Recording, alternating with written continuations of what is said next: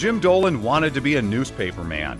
After his 1971 graduation from the University of Oklahoma School of Journalism, he became a reporter for the San Antonio, Texas Express News.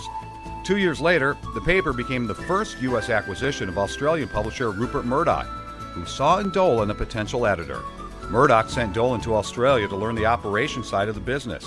There, he learned how decisions like holding the paper for late sports scores affected advertising, circulation, and other departments. He returned to the United States better prepared to be a manager and was promptly promoted to executive editor and then sent to New York to lead a group researching and developing new media. He learned finance in part by reading textbooks assigned to finance majors at New York and Chicago universities. Dolan left Murdoch's News Corporation in 1985 to run an online information company in Chicago.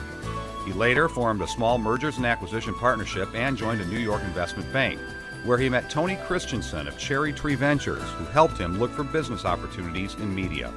His first acquisition was Finance and Commerce, a daily newspaper carrying such legal notices as business incorporations, liens, and bankruptcies. A year later, he bought a similar paper in Milwaukee, and then one in Baltimore. Those papers became the base of publishing operations that now include 64 newspapers in 21 markets, properties assembled during 13 rounds of private financing and a 2007 public stock offering. Dolan jumped from data management in 1995, aggregating the data his company newspapers gathered from courthouses and delivering it to credit bureaus, credit card companies, and major financial institutions.